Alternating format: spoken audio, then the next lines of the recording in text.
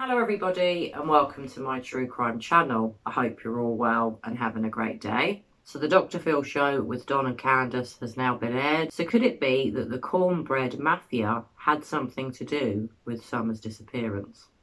So finally the wait is over and we've all had one episode of Dr. Phil with Don and Candus.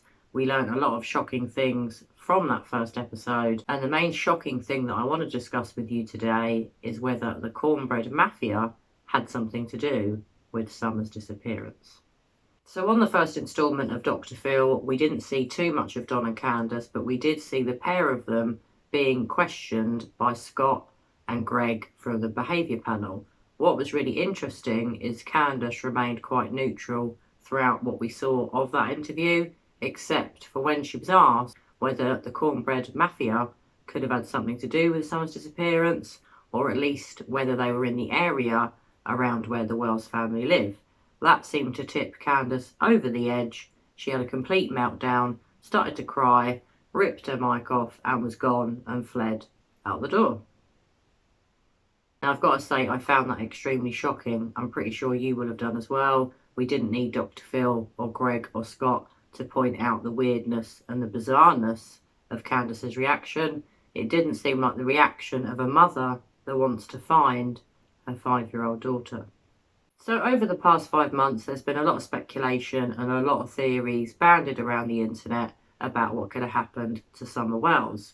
One of them being trafficking, perhaps being sold for a drug debt, is certainly something that's crossed my mind, especially when you think back to Don talking to Chris from the interview room. If I'm not mistaken, he told Chris that when he got home, the first thing he did was check one of the sheds that belongs to him on their property, and then after checking the shed, he didn't search the house, he didn't search the woods or the rest of the garden, which, as you all know, is quite a big garden, or yard as you call it in America. We call it a garden here. But putting that to one side, why did Don feel the need to go and speak to the local drug dealers? Because that's what he reckoned he did. If I had a missing daughter, I don't believe I'd go looking out all of the local drug dealers. To be fair, I wouldn't even know where they lived or where to start. But weirdly, Don seemed to know where to find the local dealers, and they were one of the first ports of call for Don when he found out his daughter was missing. Not looking around the property, like I said, not looking around the yard. Nope, Don wants to speak to the dealers, the local dealers. How weird, it's always bugged me out, and now it seems even stranger looking at Candus's reaction when she's asked about the Cornbread Mafia.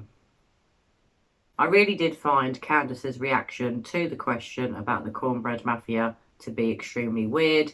We all know that Candus has admitted to smoking marijuana in her past. And if you're not aware, the Cornbread Mafia is the name of a group of Kentucky men who created the largest domestic marijuana production operation in the United States history. It was based in Marion, Nelson, and Washington counties in central Kentucky. So the term Cornbread Mafia was first used in public by federal prosecutors in a June 1989 press conference where they revealed that 70 men had been arrested for organising a marijuana trafficking ring that stretched across 30 farms in 10 states, stretching from the southeast into the Midwest. The story was first reported in the Courier-Journal magazine in Louisville, Kentucky on October the 8th, 1989. There's been a book called The Cornbread Mafia, a homegrown syndicate's code of silence and the biggest marijuana bust in American history. That book is dated 2012 and the author is James Higdon. So if you want to read a bit more about this, that sounds like the book for you. And just for a little bit more background, the most notable member of the Cornbread Mafia was Johnny Boone. This guy was arrested in 1987 because he was the ringleader of a marijuana operation in Minnesota. He served around 15 years in prison for that, and then in June 2008, police discovered him growing 2,421 marijuana seedlings on his farm outside Springfield in Kentucky in Washington County. But Boone escaped arrest under threat of a life sentence without parole because the bust would have been his third federal conviction under the three strikes law. He then became a fugitive and was the subject of a segment on America's Most Wanted. So this character Boone clearly is a dodgy man, You don't want to mess with him. And if Candus has had anything to do with the Cornbread Mafia, she really is stupid. It really would be extremely risky to be dealing with these sort of people. They're not the sort of people you want to mess with. And they're really not the sort of people you'd want around your children, especially not your 5-year-old daughter. So just to say this, Johnny Boone was finally arrested in December 2016. He pled guilty in court on December the 19th, 2017. And he was sentenced to 57 months by Chief District Court Judge Charles Simpson III, who apparently is the same judge who sentenced the Bickett brothers, Jimmy and Joe Keith, in 1990. Bit of extra information there for you. So something else to note, guys, is apparently the Cornbread Mafia also can be known as the Dixie Mafia. So it does seem to have two different names. I think it might be, depending where you live in the United States, as to which name they're known by. So clearly you don't mess with the Cornbread Mafia. If Candus is dealing with these sort of people, she really is a fool. And could it be that they abducted SummerWells, Candus's daughter? I wouldn't be surprised. I wouldn't put it past them. I don't tend to think most drug dealers and drug traffickers get involved in child abductions or child trafficking. But if they're already in the game of trafficking drugs, who's to say, if they were owed money by Candus, that they wouldn't accept Summer as payment? Now, I know that's not a nice thought, guys, and I'm sorry to suggest it, but I know you're going to be thinking it. It can't just be me thinking it. The minute I saw Candus's reaction, her major meltdown, the tears, the ripping off of her mic and storming off out of the door, I did think to myself, wow, how are you actually going to fare when you sit down with Dr. Phil, who might not hold back as much as Scott and Greg from the behaviour panel did? It's highly likely that Dr. Phil interrogated Candus a lot more, and I'm going to be really interested to see if she storms off the stage, because in effect she would have stormed off the show twice, because the segment with Greg and Scott was only filmed with Candus for it to appear on the Dr. Phil show. So in effect, if she storms off with Dr. Phil, she stormed off twice, and that really isn't the behaviour of an innocent mother of a missing child, in my opinion. Guys who run organized crime around you worried about them at all?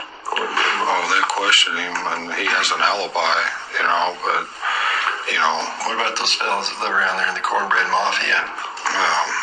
Cornbread Mafia. That's what we call them where we live. I have no idea. I've heard about some hillbilly mafia type stuff and everything, and all these different boys. We've tried to steer clear from all these. This is wires up, man. I've tried to steer clear from all these people just as much as possible. And I think they've kind of seen us as targets because they have come up and stole our stuff. And they come up to my shed and stole all of my mechanic tools at one time. When they knew we were gone. They knew me and her were together. Just hang off. Have you guys put any kind of security or anything on your place? No, we don't have any kind of security. Live in a country, you don't expect that kind of stuff. I'm not permitted. No, what's... These are tough questions. No, I'm being interrogated again, and I don't want to do this. Yes, I am.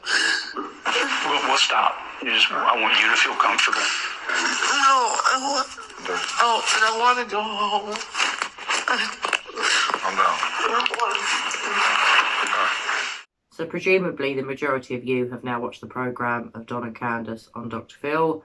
I will be doing a couple of other videos giving you my thoughts and views on other red flags that I saw from Don and Candus. But to me, the biggest red flag of all was for Candus. The red flag is out flying for Candus for her very bizarre reaction to the question or the mentioning of the Cornbread Mafia. So please share your thoughts with me, guys. Pop your comments below. Let me know if, like me, you were quite disturbed and concerned by Candus's rather bizarre reaction to just hearing the words Cornbread Mafia. She seemed to be extremely freaked out, whereas Don didn't. And what that's now leading me to believe is, does Don actually not know anything about Summer's disappearance? Has Candus covered it up? Does Candus really know what happened, which I've always thought she did? But is it that she's never shared with Don what went on? And could Don possibly be in the dark about what happened on June the 15th, this year. So when Candus had her meltdown, in my opinion, Don seemed quite shocked. He seemed quite weirded out and wasn't expecting Candus to do what she did. The way she rips off her mic, she's crying and she's off out the door. Not only that, Don didn't seem to be aware of anybody called the Cornbread Mafia. He seemed quite ignorant to the name. Perhaps he knows it under a different name. He did say he was aware of a hillbilly mafia, and Don alluded that people from the so-called hillbilly mafia had been to his house and stolen things. Some of his tools or his power tools had been stolen. And he also said, if he was alluding to this so-called hillbilly mafia, that they were aware that him and Candus were together. What on earth has that got to do with anything? What does it matter if the local dealers or the local mafia know whether him and Candus are together? I found that to be a really weird thing for Don to say, and it has stuck in my mind since. Why did Don feel the need to say that the local hillbilly mafia or drug dealers are aware that him and Candus are together? What's that got to do with anything? Now, perhaps it's because the local dealers have dealt with both Don and Candus selling their wares. Who knows? But I found it really weird because it was completely unnecessary. It was additional information that Don didn't need to provide, that he chose to provide. Now, okay, his wife was storming out, leaving the interview. He was obviously trying to keep Greg and Scott talking. Perhaps he was a bit embarrassed by the way Candus was behaving. But to me, there was really no need for Don to mention it. Why on earth did he need to let anybody know that the so-called local drug dealers, or hillbilly mafia, as Don called them, are aware of him and Candus's relationship? What on earth has that got to do with Summer, unless these people are involved in her disappearance? I think they've kind of seen us as targets because they have come up and stole our stuff. And stole all of my mechanic tools at one time. You know, when they knew we were gone, they knew me and her were together. They knew me and her were together. They knew me and her were together. They knew me and her were together. Well guys, this is just a short video. I just wanted to give you my thoughts and views on the majorly shocking reaction of Candus to the Cornbread Mafia being mentioned by Scott and Greg. There were a couple of other major red flags to me during the interview with Scott and Greg. I'm going to be doing a couple of other videos on these red flags so that I can highlight them to you guys. And obviously I'm extremely keen, like the rest of you, to watch episode 2 of Don and Candus with Dr. Phil tomorrow. And I really hope, and I've really got my fingers crossed, that Dr. Phil actually interrogates them, especially Candus. Well, anyway, I just want to say a great big thank you and a thumbs up to all of my new subscribers and members. I really do appreciate all of you guys, and I really do appreciate all of your support of my channel. Well, anyway, guys, I hope you're all well and taking care of one another. I hope you're all having a great day so far. And as usual, I'm going to be back with you all very soon for another true crime video. Bye for now.